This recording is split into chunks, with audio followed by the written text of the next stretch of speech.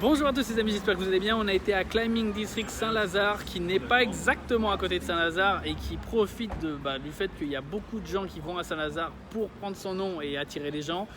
Donc juste pour vous dire que c'est donc une salle hyper populaire.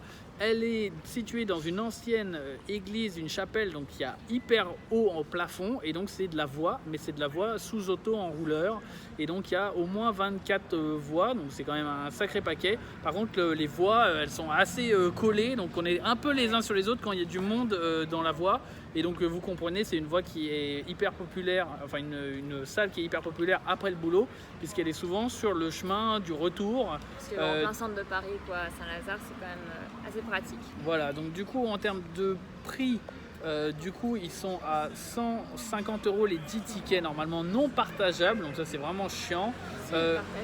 Ah oui, non pardon, excusez-moi, le plein tarif est partageable. Ouais.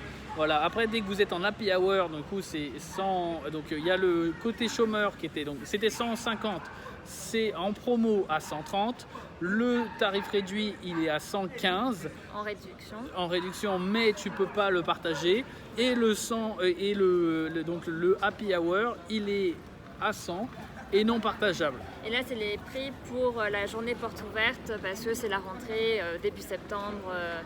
Ils font des promos, quoi. Voilà, et donc du coup ils sont pas très arrangeants et globalement ils te forcent à prendre celle à 130 balles, quoi. Voilà, parce que ce qui est embêtant, c'est que nous on vient à deux et qu'on voudrait partager les 10 tickets, on voudrait pas prendre chacun 10 tickets, ça revient quand même beaucoup. Ça revient plus cher et puis ça nous engage et puis forcément c'est pas forcément en plus la salle la plus à côté de chez nous, donc on préférerait s'engager sur 5 tickets chacun que sur 10 tickets, mais bon ils forcent le truc.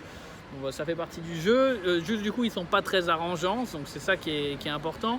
Et en termes d'ouvrage, en gros moi ce que je trouve que le fait que la voie est très longue c'est très cool, mais en termes d'ouverture j'ai trouvé ça pas incroyable parce que généralement la voie est relativement simple et il y a une difficulté, cette difficulté elle est souvent au milieu ou à la fin.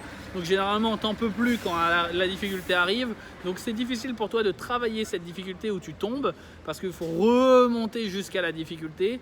Donc c'est un petit peu l'avantage du bloc par exemple, c'est justement que tu travailles juste la difficulté. Le fait que tu aies la voie, tu travailles ton endurance et la difficulté, mais ça dépend vraiment de comment ça a été ouvert et il y a peu de voies où je me suis dit ah ouais c'est trop bien, c'est trop intelligent, ils me font travailler ce type de mouvement, c'est vraiment bien pensé. Les ouvreurs, les voies, moi j'ai trouvé que les ouvreurs n'étaient pas incroyables et que la difficulté est souvent mal placée, donc j'ai pas trouvé ça si incroyable, mais j'ai trouvé quand même vraiment cool le fait qu'il y ait beaucoup d'auto en rouleur et le fait qu'il y ait beaucoup de hauteur et donc ça fait vraiment travailler l'endurance. Donc voilà, j'espère que ça vous aura éclairé sur cette salle et puis on va tester d'autres salles parce que ce week-end c'est porte ouverte.